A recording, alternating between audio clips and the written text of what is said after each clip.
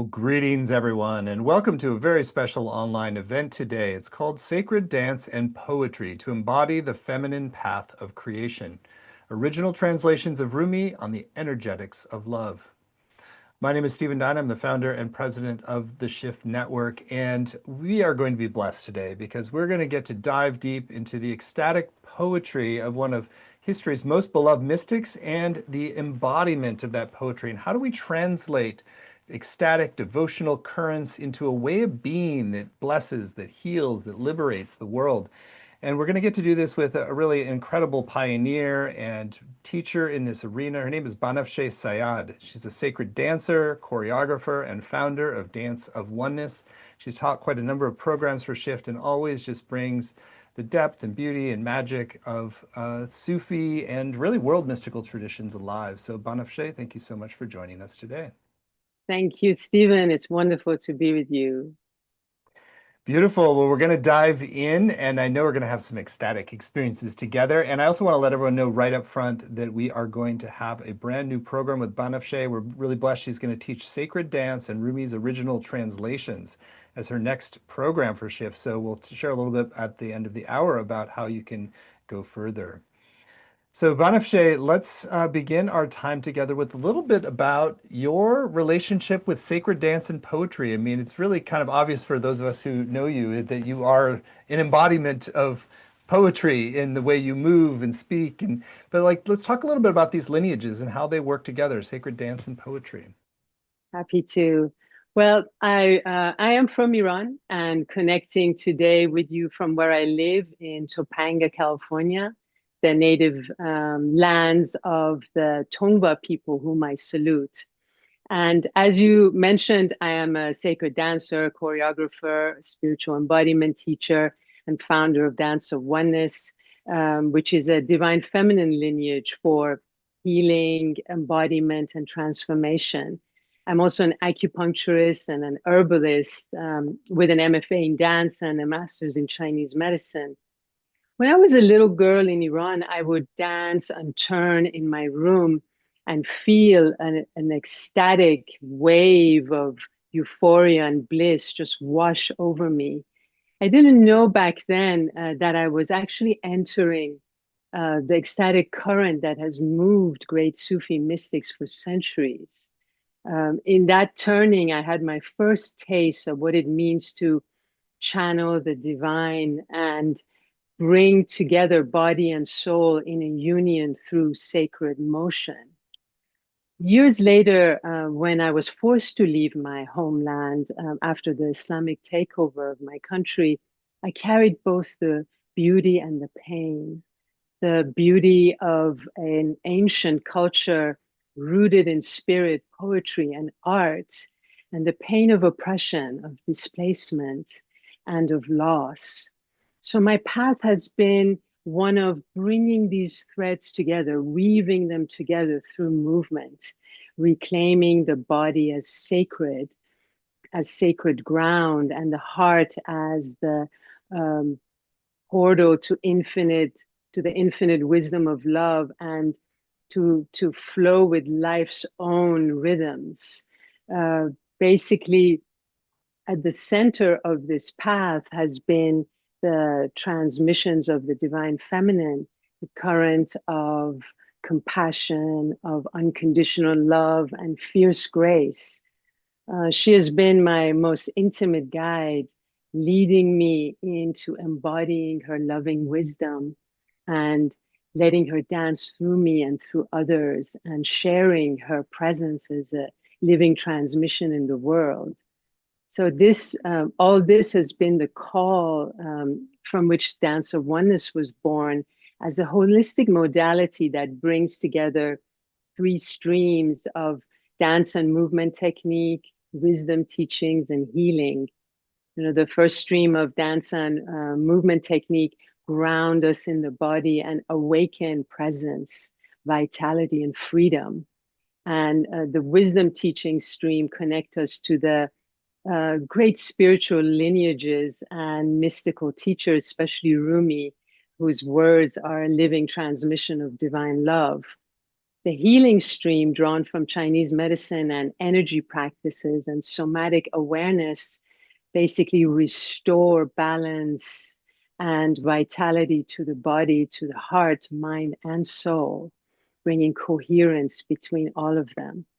Uh, it's been through dance of oneness that I have devoted myself to making the transmissions of Rumi, who is, as you said, is one of the greatest poets of all time, one of the greatest mystical poets of all time, but also a being who communicates heart to heart across centuries. His poetry has lived in my heart from childhood and has been the central guide and companion to me.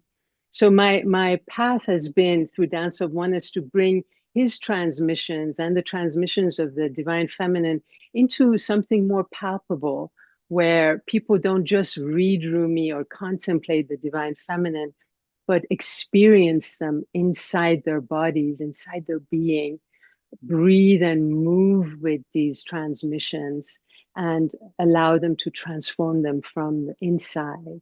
Mm. Well, I love the way you've done so much honor to your lineage, of Persian lineage, and integrated wisdom streams from around the world in this work. So, you mentioned the ecstatic, and that's how that's like in some ways so much at the core of this devotional heart ecstasy of union and with the beloved that is really at the heart of Rumi's poetry and this Sufic lineages as well.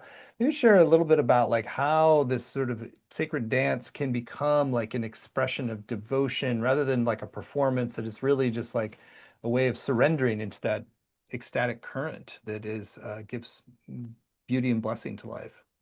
Yes, when we surrender ourselves, which is the invitation of this sacred dance, and specifically whirling, which is the sacred spin, when we surrender to it, what happens is that the surface turbulence of the mind and the emotions basically dissolve. And what is awakened then is this ecstatic stillness, this vast stillness that you feel that it has always been there, but now it's emerging. And from this stillness, this vast stillness, the clarity arises that connects us with our own soul and with the greater flow of creation. The whirling is actually quite a paradox because it is movement that leads into stillness. And as you're turning, the body is spinning around the central axis. And in this axis, you discover a luminous stillness, a center that does not move. And this luminous center, this incredible place, is not just physical; it's also energetic and spiritual. And it is the heart of presence and the presence in the heart and the doorway to uh, infinite, the infinite field of love. And how can you not feel anything but ecstasy when you are open in yourself to that experience? Mm. Well, you speak in poetry and you move in poetry, and it really is such a great emissary for this ecstatic current. Let's talk a little bit about Rumi and why, he's obviously probably the most beloved poet in the world and a profound mystic. Why is his transmission so important for this moment we're in right now? Yes, Rumi's poetry arose in one of the most turbulent times in history. He lived through great political upheaval, uh, displacement, as well as a profound personal loss. When his beloved companion, spiritual friend, Shams disappeared, whether it was through exile or murder, he was plunged into a depth of grief that could have shattered him. But instead, he let his loss become the fire that transfigured him. Mm. And from this heartbreak, a river of poetry poured forth that continues to guide and nourish us today after 800 years. What makes Rumi timeless is that he didn't turn away from suffering, nor did he let it harden him. Instead, he let love break him open. And so he invites us in his verses to welcome life in its fullness, to welcome the joy as well as the confusion, the anger, the pain, all of them as sacred guests Mm. and messengers from the beloved. And when we do that, we discover the vastness of love that that can hold it all. And this is so beautifully aligned with the fall equinox, Stephen, that we will be welcoming soon, that sacred moment when light and dark come into balance. As the earth comes into equilibrium, Rumi reminds us that our heart is capable of holding the most extreme opposites, holding the shadow as well as radiance, the loss as well as the deliverance, the renewal, and sorrow as well as joy. And this balance is not static, it is a living dance where love becomes the bridge that unites the opposites and helps us move forward through turbulence. Now, this is really important for our time. It brings a lot of healing in our time where much of what is happening in our world can make us feel powerless. Rumi invites us to dance, to whirl, to transmute the turbulence and powerlessness into opportunity to live with more clarity and to love more deeply. Mm. His poetry is like a living map showing us how to stay centered in our hearts and let love guide us and to whirl into union and to basically transmute the challenges and difficulties into something greater. He says whatever is happening in the world is a reflection of our inner world. زندگی صدای سخن شماست. Life is the sound of your inner narrative. And Mm. as long as there is a war within, we will see a war outside of us in the world. So the change that we long for really begins within ourselves through softening, through opening and healing our hearts. Mm.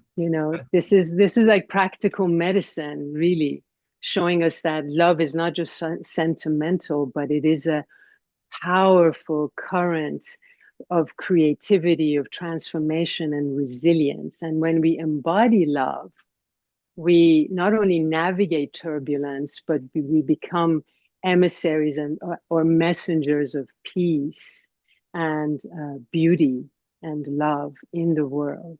Mm. So beautifully articulated, and you're right. Just with all the chaos in the world, if we can transmute that into this process of, alchemize in the field of love and bless us with a deeper level of coherence and work our way through the heartbreak and transmute that into blessing, that is really at the heart of how we navigate this time. Let's talk a little bit about the feminine aspect, since, obviously Rumi was a male, and you're sort of, this is very much about a feminine path of creation, though. Like, what is the current that's being expressed that's more distinctly feminine? Because as we were seeing, we're kind of in this age of the escalation of a distorted form of the masculine with the rise of authoritarianism and more oppressive forces at the moment. And so why is this sort of reclamation of the feminine current so important for us both personally and on a larger scale? Yes, so needed as you're pointing out.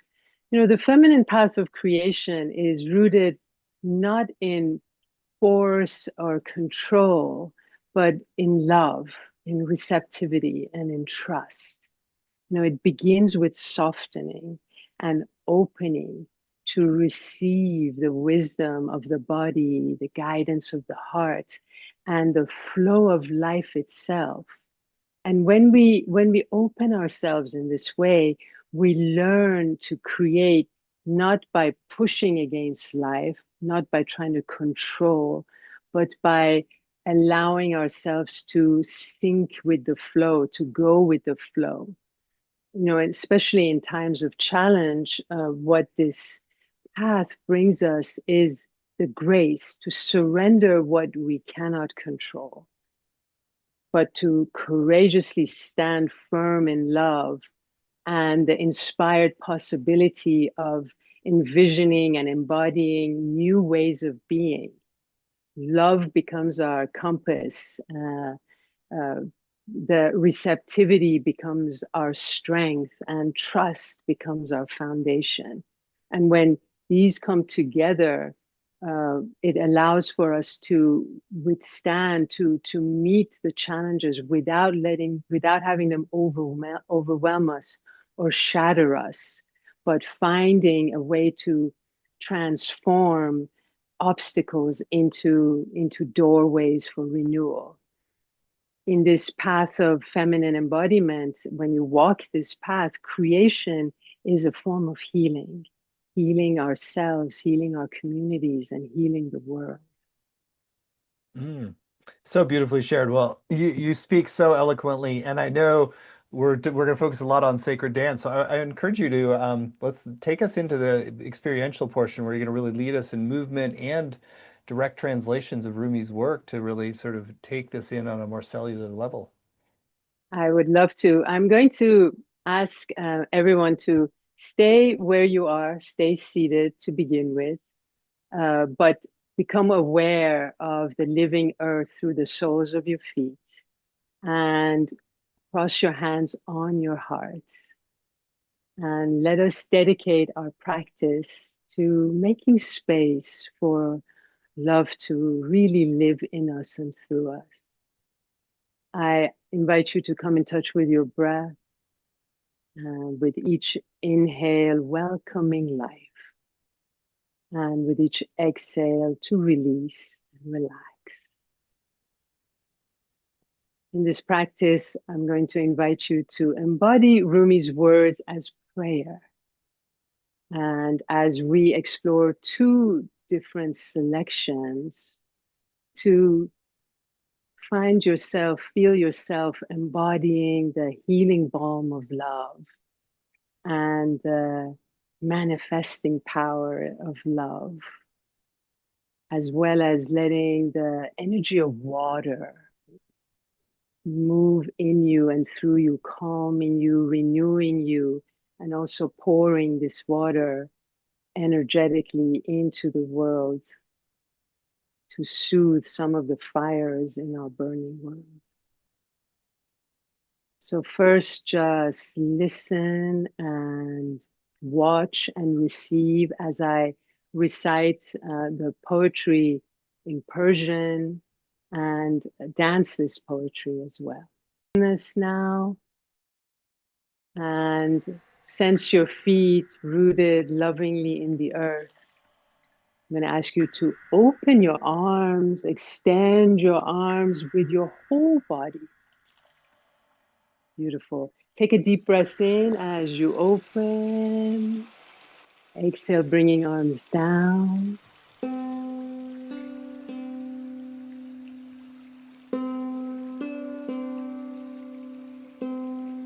With each breath, the world and we are born anew.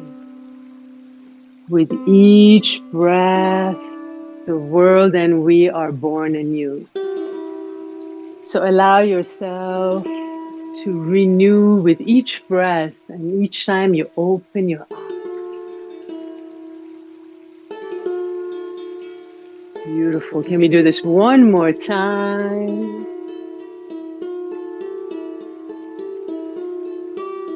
Beautiful. Let's roll our shoulders one at a time, in case.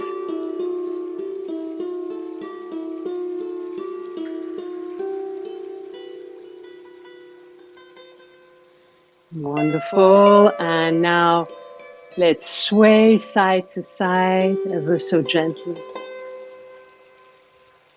Swaying side to side. With each breath, The world and we are born anew, yet in life,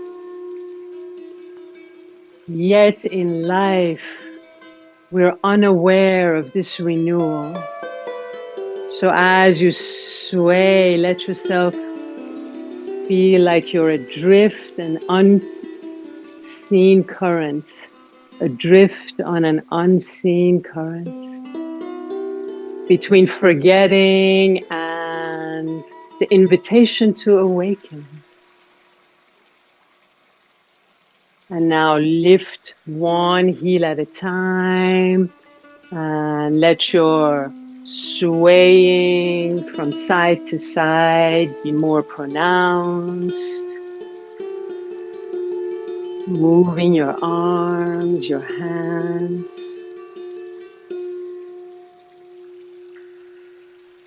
Rumi continues with each moment's life renews itself like a stream ever fresh. So move your arms in your own way, mimicking water, mimicking waves and the stream.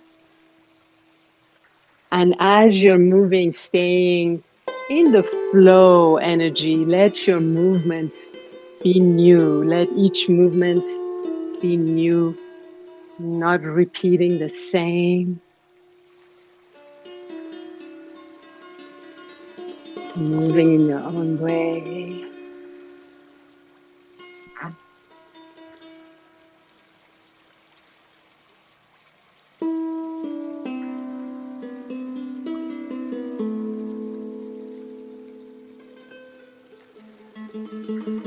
Each moment, life renews itself like a stream ever fresh. Yet, it appears as a continuity within the body's form.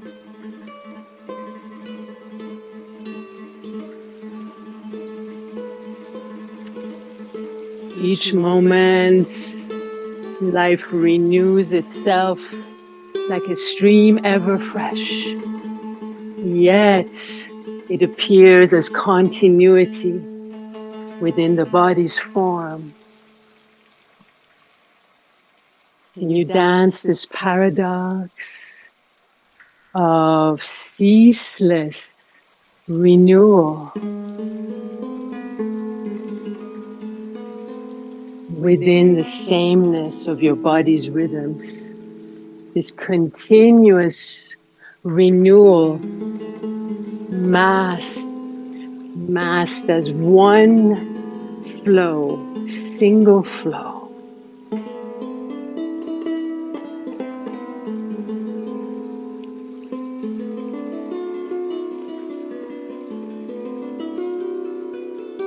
Now very slowly bring your movement to a stillness.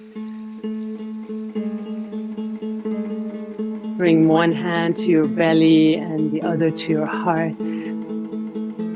And close your eyes.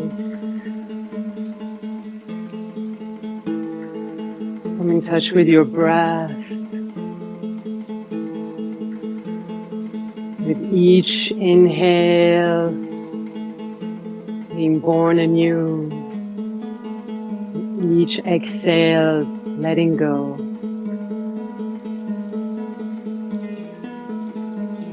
Staying with how every moment is new.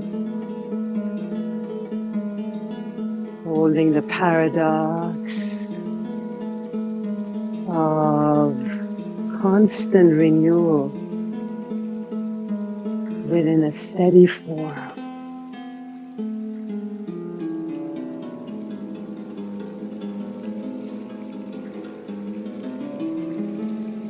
You're welcome to keep standing or sit at this point. If you are seeking a jewel in the mind, says Rumi, if you're seeking a jewel in the mine, you are the mine. If you're seeking a morsel of bread, you are bread. If you understand this secret, then you know that whatever it is you are seeking, you are that.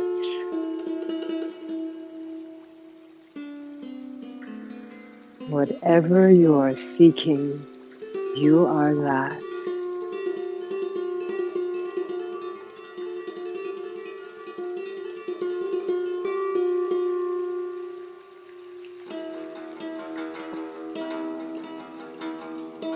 Now, as you sense your feet rooted lovingly in the earth,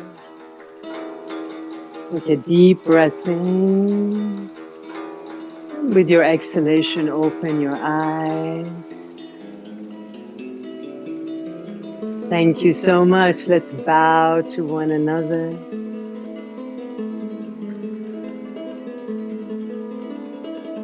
I invite you to carry with you the knowing that love is already within you, and that with each breath you are born anew. Let love move in you and through you. And know that as you embody this flow that is like water, bringing calmness, renewal to everything, as you embody this flow, know that whatever you are seeking is born through you into the world.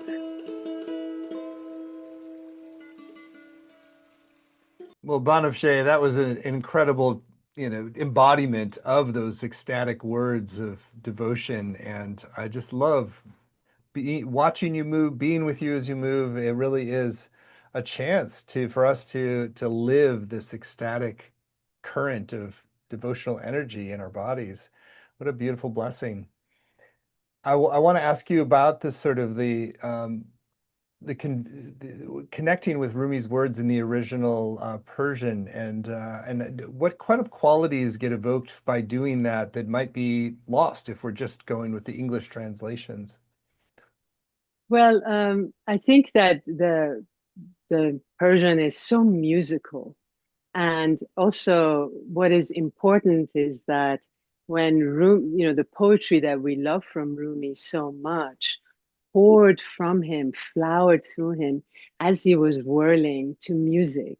So Mm, the poetry, like the dance, basically flows very beautifully, and it just, without even knowing exactly what those words mean, I feel that you receive the transmission, you receive his message. mm, So it's important for me for people to uh, hear the original Persian as well as Persian in general, because it is beautiful, and it is one of the most beautiful languages in the world, I feel. And I hope I don't sound biased in saying that, but it is very beautiful and very much, especially Rumi's poetry, springing from the heart, arrives in the heart and mm. opens the heart. But you mentioned something very important that I want to talk about, and that is the translations of Rumi's poetry. His message is so powerful that even when it's not conveyed fully, which is often the case, uh, through the translations of non-Persian speakers, which we should really say interpretation, not translation. His message is so powerful that it's still carried. It is still carried because of the vast field of love that he created. But I feel that it's still very important for um, admirers and lovers of Rumi to realize that they might be missing something from these translations. And if I can, I want to share an example. Yes.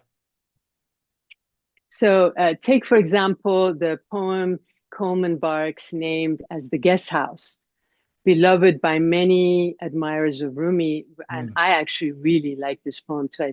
I think he did a lovely job. I could And hear I some, want to, when you spoke earlier, a few echoes from that poem. Yes.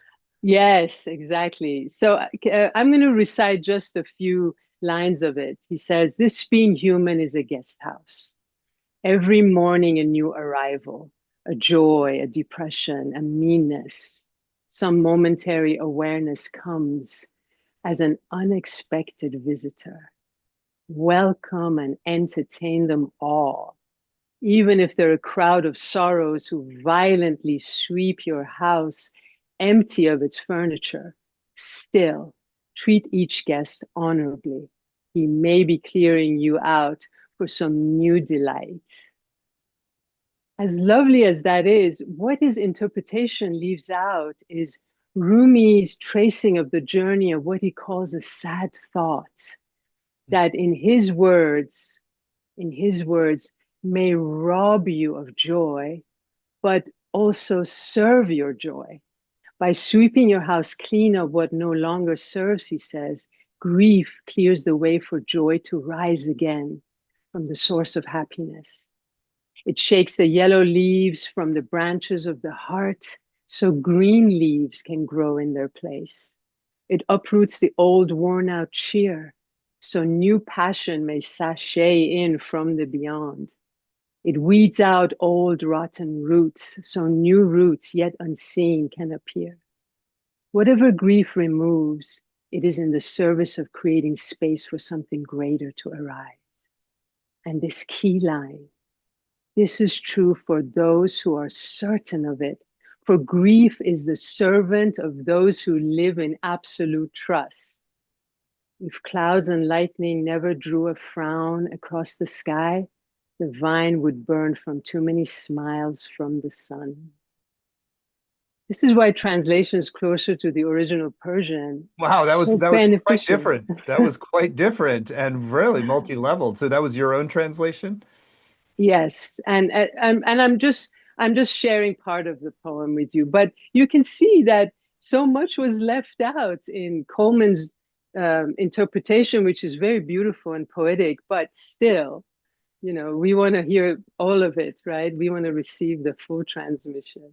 Hmm. Yeah, that's really very multidimensional and really illuminating. So, yeah, so obviously you've done this with not just one poem, but many different poems. And sort of talk a little bit about how this becomes a practice of a spiritual practice to sort of weave the deeper understandings with dance and sort of as an ongoing practice. Yes, what is important, as I said before, is that because the poetry poured forth from him, flowered from him as he was whirling, it is if we want to come close to his transmission, if you want to come close to what he was feeling and meaning by the imagery that he constructs and his choice of words, it is important that we also whirl to come into that world, enter it more intimately, and also understanding the a lot of the teachings that Rumi is giving us, which arises from Sufi mysticism, also adds the dimension, adds another layer to the understanding that really helps us evolve and grow. I remember many years ago when I was in an esoteric school that was different from the Sufi path. I mentioned that I love Rumi and that he's been guiding me my life since childhood. And my teacher said, "Oh, he's just a drunkard, ecstatic drunkard." So it's unfortunate that in the West, a lot of the ideas that people have of Rumi are basically limited to some of these interpretations that actually don't really communicate the fullness of who he was and the transmission that he continues to give us. Wow, I can't believe the teacher in an esoteric school would diminish the transmission in that way with Rumi. I mean, geez. Well, So, it was important for him to say that you need a lucid mind as well as, the ecstasy. You can't be just an ecstatic. mm, So um, I don't know why. I mean, I do know that it was because of the mistranslations, let's say, or the mm, translations that don't encompass the fullness of who Rumi was, that people may have that kind of conception of him, mm. a limited conception. Let's circle back. I mean, I thought your translation of Rumi really putting a different relationship with grief in the foreground there of like how, and I think that really speaks to the moment we're in when there is so many people are really overwhelmed by the grief of the world, by the loss, by the brutality, by the callousness. There's much to grieve in this moment. So maybe share a Yeah. little bit about how you might take a moment that's the news has activated a whole deep grieving process. Like, how do you then take that, metabolize that, transmute it in this ecstatic way into the wine of ecstatic liberation? I think it's rooted in understanding that whatever we're experiencing is not something separate from who we actually are. That Mhm. we are not powerless. That we are powerful beings that can actually effectuate change. And part of how that change comes about, how part of how we can create that change is by internally not turning away from the suffering, not trying to make excuses for it, but move through it and let it open our hearts. Let it become a transfiguring fire that can chisel out and form the person that we are meant to be, grounded in love and trusting the greater design, that whatever is happening is opening us to something far greater when we take responsibility for how it is also a reflection of who we are, Mm, that we can create change. mm, And for me, I can say that that is related actually to soft power, which is part of the feminine way, the feminine path. Because most often, most of us, as we have, lived and as we've been taught throughout our life, uh, we feel that in order to make it through challenges or difficulty, we need to toughen up and become uh, armored. We need to be tough and um, hold that kind of stance. But what happens when the body holds a contraction for too long? It starts to take a toll on our femininity, on our vitality, and on our health itself. The body becomes burdened by carrying armor. So tension builds and the energy stagnates, and over time it can translate into disease. So what soft power offers us is a different way. It empowers us to stay open amidst the turbulence mm, and not contract ourselves, even though everything within us wants us to armor up and contract because that's our habitual state. It shows us that we actually have it gives us the courage to stand in love and in trust and to meet life's challenges without hardening. mm. This way of being actually um, is about sacrificing our well-being in the name of toughness, and um, helps us embody love, helps us live our life from a place of embodied love. And instead of shutting down, instead of letting tension and stress consume us when we receive the current news of the world, we can meet the news with presence and resilience. Mm. So soft power is not only good, for our own health and vitality. It actually is something that we can offer into the environment when we embody it, offer it as resilience, as grace, as Mm. healing. So beautifully articulated, and it really is at the heart of how we heal this world. Is like hard power is not going to do it. It's the soft power. It's the power of love and embodiment and standing in that the fierceness of transmutation, of being able to be like so clear and so present to allow something to transmute through us. What a beautiful offering. So thank you for everything you've already transmitted. And Banafsheh, I want to talk about your upcoming course since it's a really unique and beautiful way to take the what we've heard here today as a wisdom transmission and turn it into a path of real transformation in a feminine way, a soft power way, a sacred way. And so Banafsheh has agreed to teach this brand new groundbreaking course. It's called Sacred Dance and Rumi's Original Translations. Embody love as the feminine path for manifesting greater peace, resilience, and positive change. You can find it at the URL sacreddancewithrumi.com, sacreddancewithrumi.com. It's a 7-week program. There's no prerequisites. You don't have to be a dancer. It's really just that you're sincere in your in desire to become an embodiment of love, in an emissary of this kind of embodied grace, and to really express your devotion for the divine and humanity in this really unique way.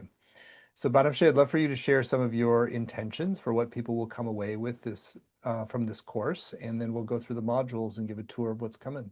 Sure.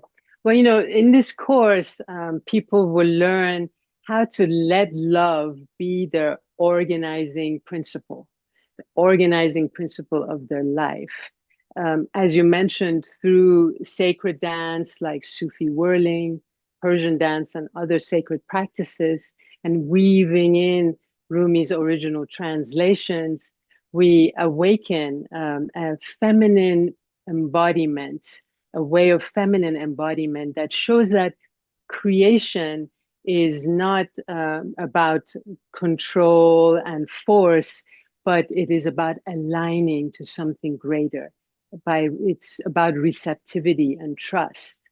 The practices that you will learn in this course that you will take into your life and apply to your life help you stay open and grounded in love as you navigate the turbulence of our world without hardening Mhm. and embodying the transformative power of love to, as you said, create a life of more joy and abundance, but also positive change for yourself and for our world.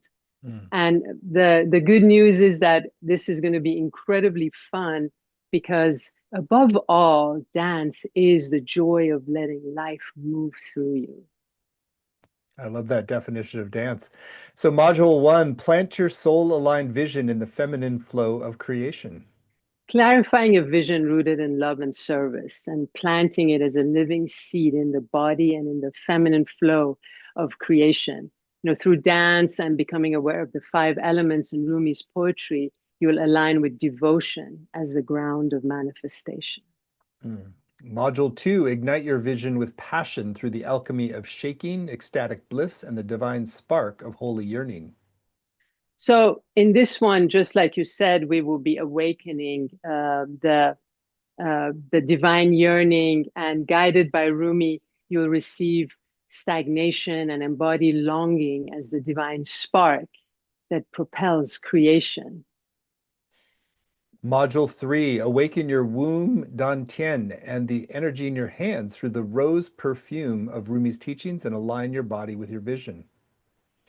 Here, you will activate your core and your hands as instruments of energy and devotion. Through Persian dance and Rumi's poetry, you'll embody beauty, sensuality, and soft power as the feminine currents of creation. Module 4, infuse your vision with love and harmonize it with divine flow and blessings for all. So, as we continue with the thread of manifesting our soul's vision, we'll open our heart as the magnetic field of creation, infusing your vision with love's highest vibration. Through wave-like dances and Rumi's words, you'll transform your vision into a blessing for yourself and all beings. Module 5, spiraling your soulful vision into form, whirling part 1. Here you will enter the sacred spiral of whirling, where motion awakens stillness and turbulence can be transformed into calm. You'll learn foundational whirling practices to ground, balance, and spiral your vision into form. Module 6, release control and surrender your vision to the beloved, whirling part 2. So in this whirling practice, you will discover power of surrender. By releasing your control and entrusting your vision to the beloved, you'll embody devotion, silence, and the feminine art of letting go. And finally, Module 7, live your life as a dance through integrated and embodied creation. Here, you'll weave together all you've embodied into a living ritual of blessing. Guided by Rumi, you'll step forward, empowered to live love in motion, creating and serving from devotion, clarity, and embodied joy. Mm. Well, what an exquisite offering this course is. And there's more detail at sacreddancewithrumi.com, but it's really clear just from the way you describe each module that each module is a poetic, embodied transmission of a way of being. And what a beautiful gift to yourself and to the world to take this in. So I'll share a little bit more about the program. And again, there's more at sacreddancewithrumi.com. So you'll have 7 90-minute live sessions with Banafsheh, which is a great time to practice together, ask questions, engage in this deep embodiment inquiry together. And you'll also get recordings of every session so you can redo the modules and go back and anything that you might have missed. You'll have both video and audio recordings. There's word-for-word transcripts. There's also weekly practices that you can engage at home as part of your journey of liberation, really. There's a community group to support you and deepen your experience. There's also a small group time to connect with other participants. And on the page, you'll also see a number of extra bonuses that are really designed to enhance your journey. There's a bonus chapter from Banafsheh's beautiful new book, which I've endorsed. It's a PDF of modern science, Sufi, and Taoist echoes of the divine feminine. You want to share a little bit more about your newest book? My book is called Dance of Oneness, Embody Love and Luminosity to Transform Your Life. So this book is like a map to spiritual embodiment through dance. It is not just for dancers and movement aficionados. It's for everyone who want to embody their soul, ground their soul in their body, and live love in the world. The book is coming out next year, early next year, and this particular chapter is very important to me because in it I describe how the divine feminine tradition, even though it has been suppressed for thousands of years, it has never died, and it can echoes of it can be seen in certain traditions like the Sufi tradition and the Taoist path. And as well as these two paths, modern science, and especially quantum physics, is also speaking and describing creation, speaking about creation and describing it in a way that really echoes how the ancients thought of and imagined the divine feminine. So it's very profound how they all come together. Beautiful. Second bonus is video practice for grounding and presence. It's called the Oneness Yoga Practice. Banafsheh, you want to share a little bit about that bonus as well?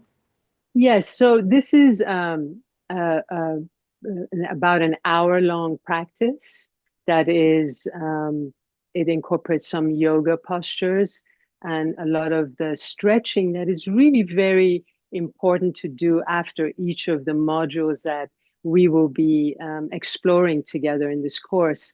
I'm not going to be guiding a practice like this in the course itself, so it's very important to have it as a bonus that you can refer to and follow after each of our modules to really ground yourself and cultivate a deep relaxation.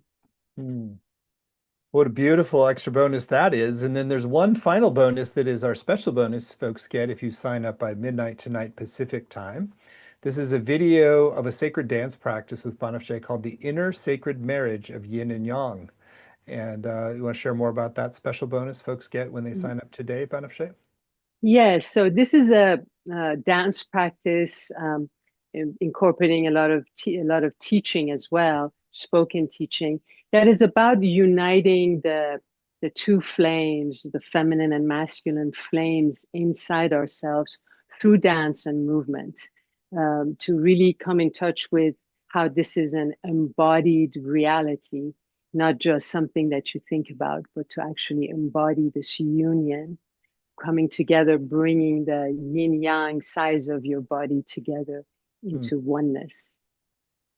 Exquisite. Well, what a beautiful extra reason to sign up today. So that's the Inner Sacred Marriage of Yin and Yang. So, Banafsheh, clearly this is a real offering from your heart and out of, decades of practice and devotion and study of Rumi. And there's just such a beautiful and exquisite way it all comes together in this program. So it's going to be amazing. And we've kept the investment very accessible. It's just three payments of $128, so you can save 10% when you pay in full with one payment of $349. The course is going to start October 9th and run Thursdays at 10 a.m. Pacific or 1 Eastern. But even if those are lifetimes don't work for you, you can still get the full value with the recordings, the transcripts, and practicing in the community. So there's some beautiful testimonials on the page. Banafsheh always gets rave reviews from her students. She's very devoted to your liberation and very beloved as a teacher and guide to these realms of initiation and mystery. So you are in very good hands and you will be blessed if you choose to move forward. And again, it's all at sacreddancewithrumi.com and you'll get that special bonus, the Inner Sacred Marriage of Yin and Yang, when you sign up by midnight tonight. So Banafsheh, always such a blessing to be with you. Thank you for who you are and how you show up and the wisdom you emit and embody and bless us with. So anything that's still on your heart you want to share with folks who are considering doing the upcoming course with you? Sure. If your heart longs to move through the turbulence of our world with more grace, more resilience, and love, then I invite you to join me in this course through the sacred dance and the poetry of Rumi. You will awaken a feminine path of creation rooted in receptivity, in trust, and in devotion. You will embody the transformative power of love to create the life that is more abundant and more peaceful, as well as create positive change in the world. Hmm. This is your chance. This is your chance to not only manifest the vision of your soul, but also to live your life as a blessing. Live your life as a blessing, helping create a new world rooted in love. Mm. Well, you've consecrated this program and your life to a very noble purpose and a whole world rooted in love. So thank you, Banafsheh, for your presence, your teaching, and your devotion. And thank you all for joining. And if you'd like to go further, again, sacreddancewithrumi.com, and you will get that special bonus when you sign up by midnight tonight. So thank you so much. Many blessings.